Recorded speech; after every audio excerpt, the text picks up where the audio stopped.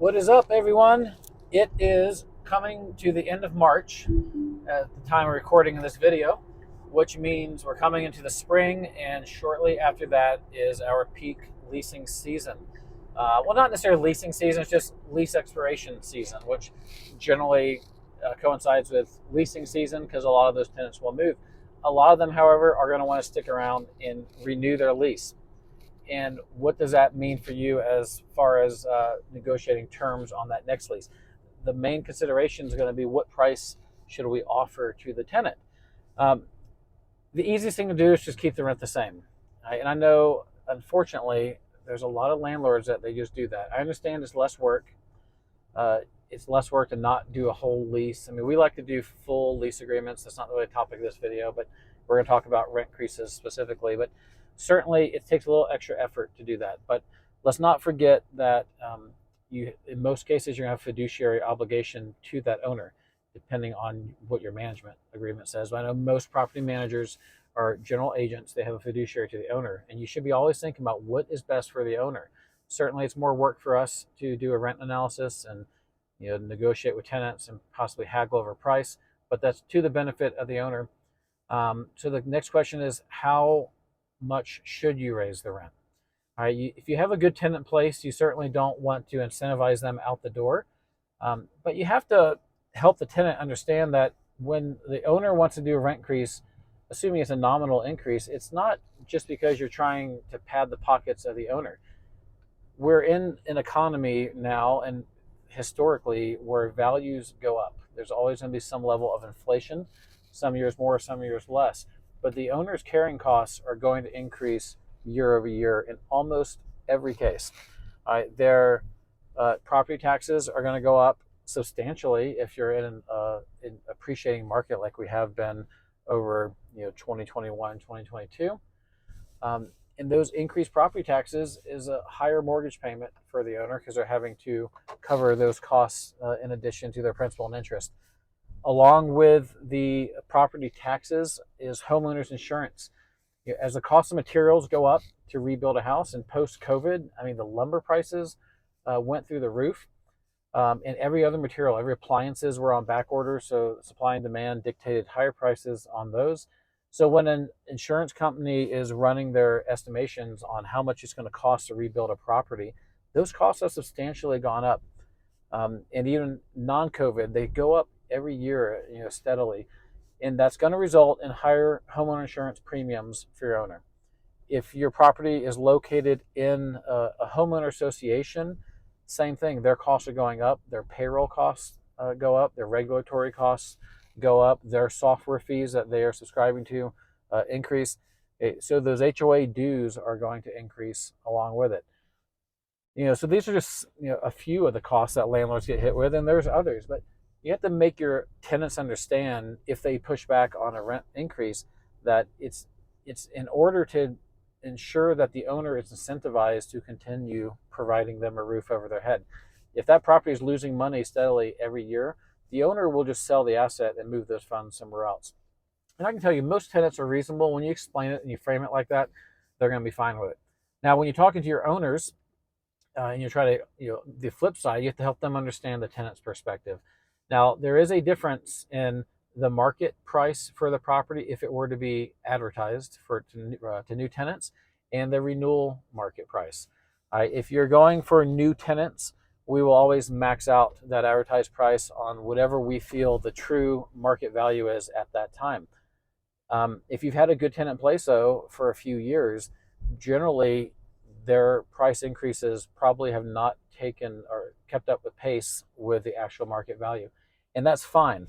You want to try to keep a good tenant in place. There's a lot of cost to the owner from tenant turnover. If they're using you as a property manager, most likely you have a leasing fee or some kind of fee structure to advertise that property and place a new tenant. And that's a pretty large cost. There's also the wear and tear on the property, and that's kind of hard to quantify definitively when you're talking to them, but there is going to be wear and tear every time a tenant moves out and a new tenant moves in. And that wear and tear is not something that your owner can claim a deposit for. So that's just a sunk cost to them. So they need to factor that into that decision to push a tenant out the door. There's also going to be a list of maintenance that needs to be done. There's not just damages by the tenant, because that will go from the deposit, but I'm talking about deferred maintenance. And these are things that we commonly just can't observe when the property is occupied. So we don't know about it until the tenant moves out. And as soon as they do move out and we do our full-blown move-out inspection, we're going to have a list of 5, 6, 8, 10 things that need to be completed. And they need to be done, but the fact is they wouldn't have had to be done right then had that tenant stayed in place. They were fine with the property the way it was. Maybe the carpet's getting old and it's time to replace it. Existing tenant's fine with it. New tenant's not going to be fine with it.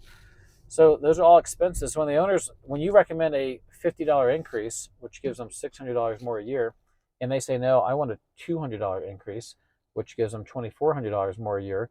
Well, if they're going to pay $1,500 a year to rent the property, and then they're going to have to recarpet the place at $2,000, and there's extra wear and tear in the property that you can quantify at some price, and there's another $700 in random handyman charges. They've already spent all that money plus some. And had they just kept the property occupied and they had just gone with a $600 increase, they would have actually made more money that particular year. So this is how you frame it with your owners and with your tenants. So you want to come up with a fair amount to help compensate the owner for their increased carrying costs, as well as pad their coffers some if they do have capital expenditures coming up, like repainting, recarpeting, new AC, new furnace. Certainly they want to try to make cash flow a little bit extra money on top of their expenses so they can start filling up those reserve accounts. So how much? All right, and there is no general rule, but I can tell you what we do and what a lot of property managers do. We target between 3 to 5% on a lease renewal. And that's not so much that it's going to make your tenant move, because they're going to look at the inconvenience costs of moving, the cost of getting a truck and getting their buddies to come over, or hiring a moving service, the hassle of having to change the addresses on all their credit cards and bank statements and investment accounts.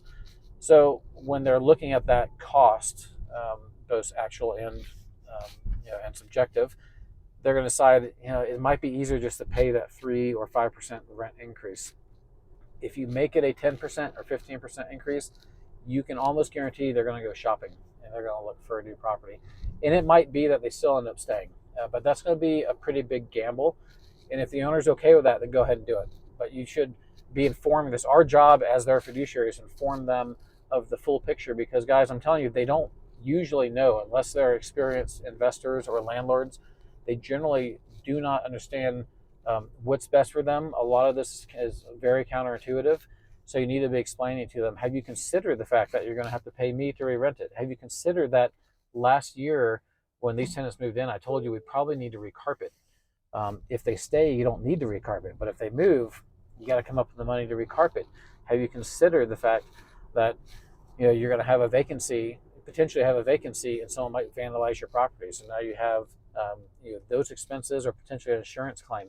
There's just a whole host of risks that they're going to have for that reward. And if the reward's great enough for them to take on that risk, then you should do it for them. But at least you've done your job and you have informed them and made sure that as a fiduciary, you're helping them to come to the right decisions.